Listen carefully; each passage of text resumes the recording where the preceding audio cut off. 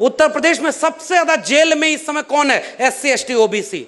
मैं जानता हूं, मेरे पास रोज फोन आते हैं कि साहब हमारे पास, हम दलित हैं, हम ओबीसी हैं, हम अहिर कुर्मी कोयरी हैं, जमीन कब्जा कर लिया और हमारा मुकदमा नहीं लिख रहा, वहां जा करके थप्पड़ मार के भगा दे रहे हैं, गाली दे करके, और हमारे ही लोगों के ऊपर मुकदमा हो रहा है।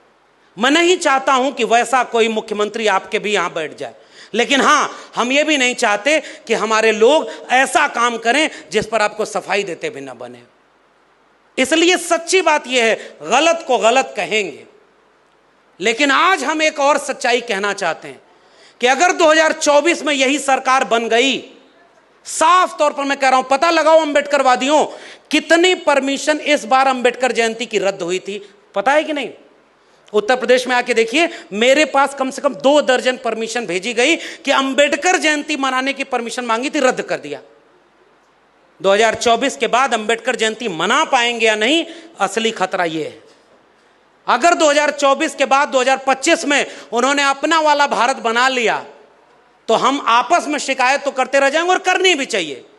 जैसे मैं ओबीसी की शिकायत कर रहा हूं सामने खड़े होकर कि ओबीसी में तमाम जातियों को एकजुट होकर के हमें एक बड़ी एका बनानी होगी। और बार बार क्यों हम जगदेव बाबू रामस्वरूप वर्मा की बात करते हैं? क्योंकि उन्होंने 90% की बात की थी, बस हमारी नाक लंबी हो गई और दिल छोटा हो गया। जिन जातियों की जिम्मेदारी ज्यादा है, मेरे उत्तर प्रदेश में मैं बात बोलता हूं, आपके यहां आप अपने ढंग से जोड़िए, हमारे यहां 3 जातियां ओबीसी की ताकतवर हैं, अहिर कुर्मी कोयरी। आपके यहां कौन है मुझे नहीं पता, जोड़िएगा। मेरे मन में ख्याल आता है कि हम 3 जातियों के लोग अगर संख्या में ज्यादा हैं, आपने मौका ज्यादा उठाया है, आपके पास जिम्मेदारी भी ज्यादा है, 2 कदम पीछे आइए और एक सबसे पीछे खड़े अपने अति पिछड़े साथी को कंधे पर बिठाकर आगे खड़े करिए, तब जाकर के एक बड़ी एका बनेगी। मैं ये बात कबूल करता हूं कि हमने ओबीसी को एकता बनाने में नाकाम हासिल की, और यही काम शेड्यूल कास्ट में हुआ है। शेड्यूल कास्ट में भी जो जातियां संख्या में ज्यादा हैं, जिनके ज्यादा कर्मचारी हो गए हैं, अब उनकी भी जिम्मेदारी है कि 4 कदम पीछे उठ करके इस मंच को बनाइए।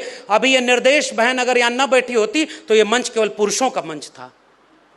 इस मंच पर एक पासवान, एक खटीक, एक वाल्मीकि और नीचे जाति के जितने लोग, नीचे कहने का अर्थ नहीं है, देखो मेरी भाषा भी कितनी गड़बड़ है कि हमारी भाषा में भी कितना ऊंच नीच भर गया है, अभी हमें तो इसे भी ठीक करना है।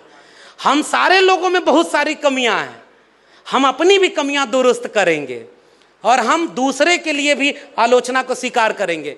मगर आखिरी बात, जाते आते वक्त बहुत हो गया, अंबेडकर जयंती मनाने का तकाजा ये है, वही बात है ना कि अगर टुकड़ों में बटे रहे। मैं किस्सा इस बार बहुत सुनाया, अंगूर खरीदने गया तो मेरे पिताजी को मैंने कहा कि ये अंगूर मैं 10 रुपए किलो खरीद के ले आया, कम पैसे में ज्यादा अंगूर ले आया। बिजनेस करना अच्छा आता है, आशीर्वाद दीजिए प्रधानमंत्री बन जाएं, बिजनेस करके पूरा देश ही बेच दें, बोले ऐसे। उन्होंने कहा कि दूसरा अंगूर कैसे था? मैंने कहा वो 20 रुपए किलो था, बहुत महंगा था। उन्होंने कहा क्यों महंगा था? मैंने कहा कुछ नहीं, देखने में वैसा ही था लेकिन गुच्छे में लगा हुआ था। उन्होंने कहा कुछ समझे? मैंने कहा नहीं। उन्होंने कहा कि अगर गुच्छे में रहोगे तो औकात ज्यादा रहेगी, अगर टुकड़ों में बिखर गए तो ऐसे ही औने पौने दाम पर खरीदे और बेचे जाओगे। आज हमारे लोगों में तमाम चीजें करने की जरूरत है, लेकिन एक काम करने की जरूरत है, किसी तरह वो गुच्छा न टूटे। भाई मारे सभी जाओगे। मैं अहिर जाति से आता हूं ना, इस सभागार में भी कुछ अहिर लोग होंगे ना, और अपने नाम पर बोल रहा हूं रिस्क लेते हुए। अहिर की संख्या ज्यादा होगी, थोड़ा धन संपत्ति होगी, जमीन होगी, तो हो सकता है कुछ दिन बाद नंबर आएगा। जो बेचारा कम है वो पहले मारा जाएगा, जैसे आज मुसलमान मारा जा रहा है। बताओ एससी एसटी ओबीसी संगठनों के लोग अगर दंगे के सामने हम और आप खड़े होकर के दंगा नहीं रोक पाए, सांप्रदायिकता नहीं रोक पाए, तो हम कमजोर हैं अपने वैचारिकी को लेकर। आज मुसलमान मारा जा रहा है, आज दलित में कमजोर जो सबसे पायदान पर है वो मारा जा रहा है, कल हम मारे जाएंगे। सबका नंबर आएगा। हम इस गुमान में ना रहे कि मेरी जाति बड़ी है, मेरी जाति के पास पैसा है, मेरी जाति उनकी जाति से तालमेल बना लेगी तो 2 मंत्री 3 विधायक बन जाएंगे, हम लोग बचे रहेंगे। बचेगा तो वही मंत्री और विधायक जो आपकी जाति का है, लेकिन आपकी जाति का हक अधिकार खत्म हो जाएगा। इसलिए बिहार के लोगों, आपकी सरकार, आपके वैचारिक लोगों के, फिर भी मैं एक बात कह के जा रहा हूं, पूरे बिहार में जन आंदोलन खड़ा करने की जरूरत है। जाति जनगणना और सामाजिक न्याय का आंदोलन खड़ा करने की जरूरत है, ताकि बिहार की सरकार पे भी आप दबाव बनाइए और दिल्ली में ऐसी सरकार चुनिए जिस पर दबाव बना के अपने मन मुताबिक काम कर सके।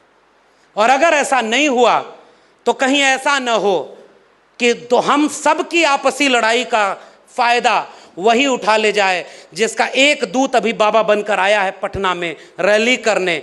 किस्मत बताएगा, टीवी पर बैठकर लोग चमत्कार घोषित करेंगे। और ये मीडिया के लोग हैं, मैं तो आज भी कह रहा हूं कि असली मीडिया तो ये यूट्यूब चैनल है भाई।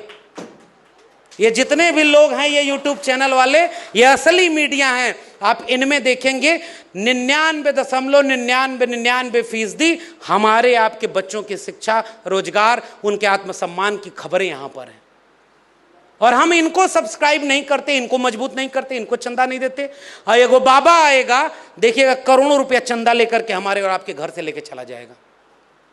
शिक्षा, रोजगार, स्वाभिमान, इसकी बात नहीं करके पटना के अखबार में कल पढ़िएगा, वो आज ही ये बात कहकर जाएगा कि इसे अखंड भारत बनाना और हिंदू राष्ट्र बनाना है। ये भारत के संविधान की हत्या है और ऐसे हत्या करने वाले लोगों को हम सिरे से खारिज करते हैं। तब हम कहेंगे कि हम बिरसा, फुले, अम्बेडकर और पेरियार के वारिस हैं, जो संविधान को ज़हन में रखते हैं। तभी जाकर के हम इस मुल्क को बचा पाएंगे। क्योंकि आज अगर डॉक्टर अम्बेडकर होते तो ऐसे बाबाओं के खिलाफ इससे बड़ी रैली, अरे बाबा साहब अम्बेडकर तक को उनके लोगों को उन्हीं के खिलाफ खड़ा कर दिया गया था। बाबा साहब हिम्मत नहीं हारे। हमारे लोगों को कुल्हाड़ी की लकड़ियों के सामने रखकर जंगल को दिखाया जाएगा कि जंगल की लकड़ियों, कुल्हाड़ी का साथ दो, क्योंकि इस कुल्हाड़ी में मूठ तुम्हारी जाति की तो लगी है।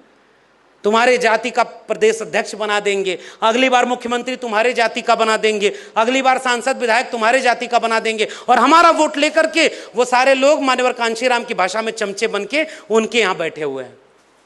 और हमारे लोग आज शिकार हो रहे हैं।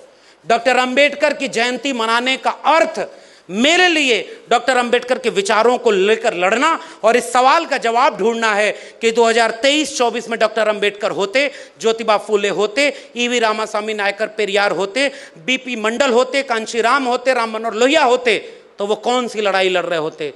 मेरा मानना है कि वो शिक्षा बचाने की, रोजगार बचाने की, सरकारीकरण करने की, निजीकरण के खिलाफ, पूरे देश को बेचने के खिलाफ, जगह जमीन को बेचने के खिलाफ, सांप्रदायिकता के खिलाफ, इस देश को मोहब्बत का पाठ पढ़ाने के लिए एकजुट करने की लड़ाई लड़ रहे होते। अगर हम वो लड़ाई लड़ रहे हैं तो हम अंबेडकर, फूले, पेरियार के वारिस हैं। अगर हम ये लड़ाई नहीं लड़ रहे तो कहीं ऐसा ना हो कि हमारी जयंतियों में मूर्ति बना करके कल को आरएसएस सबसे बड़ी मूर्ति बाबा साहब की बना दे और उसमें हमारे लोगों का वोट लेके चला जाए। हम वैचारिक लोग जानते हैं कि डॉक्टर अंबेडकर किसी मूर्ति में नहीं, अपने कलम और किताब में हैं।